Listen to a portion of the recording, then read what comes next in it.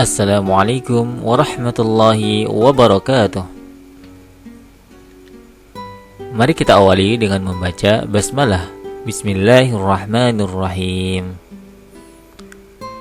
Kali ini kita akan melanjutkan pembahasan sebelumnya, yakni tentang jumlah ismiyah. Materi kali ini adalah jumlah ismiyah yang diawali oleh dhamir munfasil dan khobarnya adalah jar dan majrurnya. Sebelum masuk ke pembahasan inti, kita review terlebih dahulu materi yang sudah kita pelajari tentang jumlah ismiyah. Apa itu jumlah ismiyah? Jumlah ismiyah adalah setiap kalimat atau al-jumlah yang diawali oleh kata benda atau isim. Rumusnya adalah mubtada bertemu dengan khobar atau subjek bertemu dengan predikat. Contohnya, anta muslimun, kamu laki-laki adalah seorang muslim. Anta sebagai mubtada dan muslimun sebagai khobar. Khobar itu menerangkan mubtada, jadi muslimun ini menerangkan anta. Anta muslimun, kamu laki-laki adalah seorang muslim. Seorang muslim menerangkan kamu laki-laki. Sekarang ingat sama-sama syarat-syarat jumlah ismiyah. Syaratnya ada dua. Yang pertama, antara mubtada dan khobar harus sama dalam 5 hal, yakni mufrad, musanna, jama, mudzakkar, dan muannasnya. Jika mubtadanya mufrad, maka khobarnya juga mufrad. Jika mubtadanya musanna, khobarnya juga musanna. Jika mubtadanya jama, khobarnya harus jama. Jika mubtadanya mudzakkar, khobarnya juga mudzakkar. Dan jika mubtadanya muannas atau perempuan, maka khobarnya juga harus muannas. Syarat yang kedua, mubtada harus tertentu dan khobar tidak tertentu atau tidak diberi alif lam. Kata benda atau isim yang mengawali jumlah ismiyah antara lain: pertama, isim dhahir atau kata benda umum; kedua, isim dhamir atau kata ganti orang; ketiga, isim isyarah atau kata penunjuk.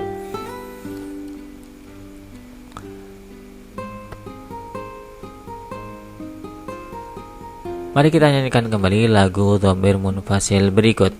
Wahid, isnani, salasa. Huwa, huma, hum. Hiya, huma, hunna. Anta, antuma, antum. Anti, antuma, antunna. Ana, nahnu.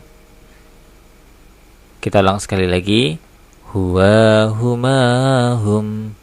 Hiya, huma, hunna. Anta, antuma, antum. Anti, antuma, antunna. Ana, nahnu.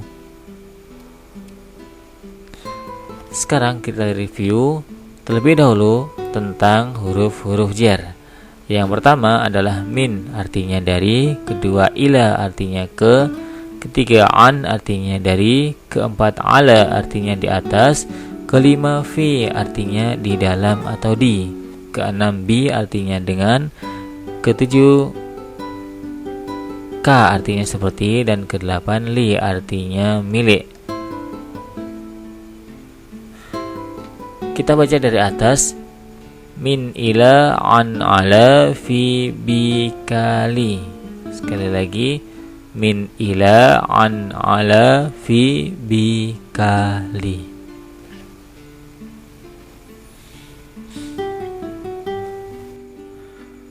Sekarang kita masuk ke pembahasan materi, yakni tentang jumlah ismiyah yang diawali oleh dhamir munfasil dan khobar jar dan majrurnya.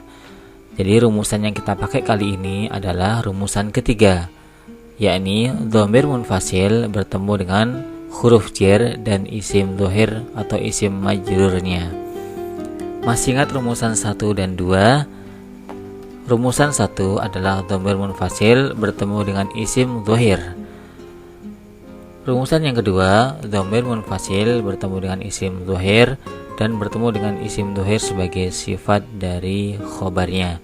Dan rumusan ketiga adalah dhamir munfasil bertemu dengan huruf jar dan majrurnya atau isim majrurnya. Perhatikan contoh berikut. Ana fil fasli. Ana fil fasli, saya berada di dalam kelas. Ana sebagai mubtada, fil fasli sebagai khobar. Khobarnya adalah huruf jar dan majrurnya. Huruf jar yang kita pakai kali ini adalah fi. Fil fasli, majrurnya adalah al fasli. Apa itu majrur? Yakni isim atau kata benda yang dikasroh karena bertemu dengan huruf jar. Jadi setiap ketemu dengan huruf jar maka isimnya, huruf terakhirnya dikasroh. Ana fil fasli, saya di dalam kelas. Perempuannya atau jika perempuan sama seperti laki-laki, ana fil fasli, karena ana bisa dipakai untuk laki-laki dan bisa dipakai untuk perempuan. Ana fil fasli, saya di dalam kelas. Huruf jarnya, keterangannya atau majrurnya bisa kita ganti ke benda lain. Misalnya, ana fil masjidi, ana fil idarah, ana fil ghurfati, dan lain sebagainya. Atau kita ganti huruf jar yang lain, misalnya ana alal kursiyi, ana anis suqi, dan lain sebagainya. Sekarang ananya kita ganti anta dan anti. Anta kamu laki-laki dan anti kamu perempuan. Misalnya anta fil fasli, kamu laki-laki di dalam kelas. Jika perempuan, anti fil fasli, kamu perempuan di dalam kelas. Khobarnya tidak berubah karena khobarnya adalah huruf jar dan majrurnya. Jadi huruf jar dan majrurnya tidak berubah, jadi tidak terpengaruh dengan mubtada'nya. Anta fil fasli, anti fil fasli. Fil fasli ini keterangan sebagai khobar. Misalnya kita ganti keterangannya, kamu laki-laki berada di dalam kantor. Anta fil idarah. Jika perempuan, anti fil idarah. Misalnya kita ganti keterangan yang lain, kamu laki-laki di lapangan. Anta fil maidani. Jika perempuan, anti fil maidani. Sekarang anta dan antinya kita ganti huwa dan hiya, kata ganti orang ketiga. Dia laki-laki dan dia perempuan. Contoh, huwa fil fasli, dia laki-laki berada di dalam kelas. Jika perempuan, hiya fil fasli, dia perempuan di dalam kelas. Sekarang kita ganti bentuk musanna atau dhamir untuk musanna, dua orang. Anta anti berubah menjadi antuma laki-laki dan antuma perempuan, sama. Jadi antuma bisa dipakai laki-laki dan bisa dipakai perempuan. Misalnya antuma fil fasli, kalian dua orang laki-laki di dalam kelas. Perempuannya jika atau perempuan sama, antuma fil fasli, kalian dua perempuan di dalam kelas, tidak berubah. Begitu pula kata ganti orang ketiga untuk musanna sama, tidak berubah laki-laki dan perempuan, yakni huma untuk laki-laki dan huma untuk perempuan. Huma mereka laki-laki, huma mereka perempuan. Contoh kalimatnya, huma fil fasli, mereka dua orang laki-laki di dalam kelas.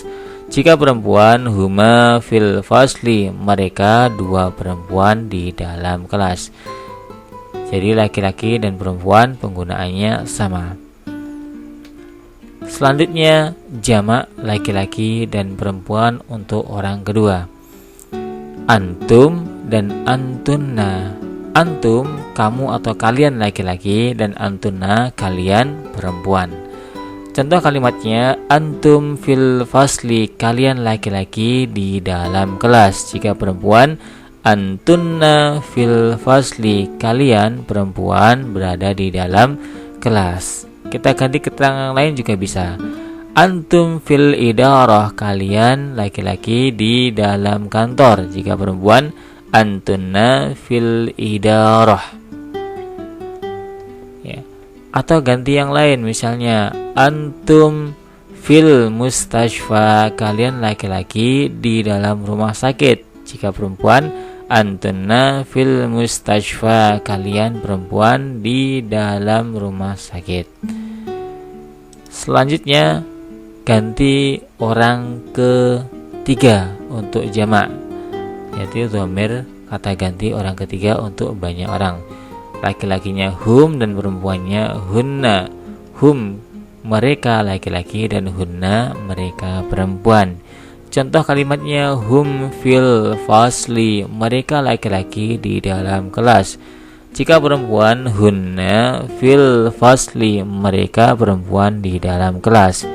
Kita bisa ganti keterangan, misalnya hum fil masjidi, mereka laki-laki di dalam masjid. Jika perempuan, hunna fil masjidi, mereka perempuan di dalam masjid.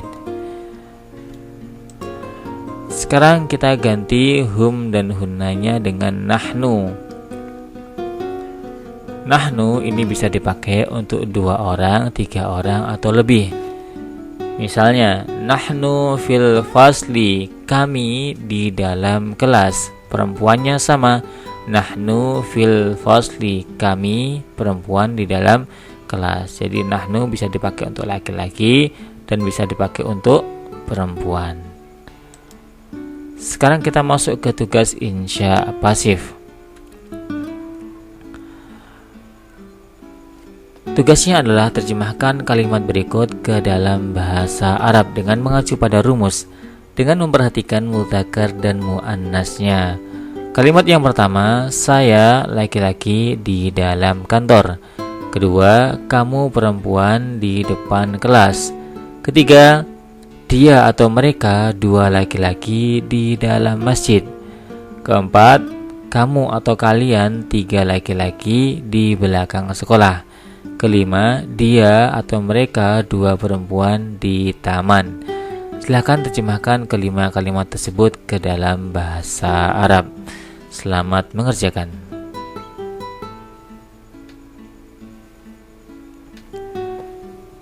Alhamdulillahirabbil alamin. Wassalamualaikum warahmatullahi wabarakatuh.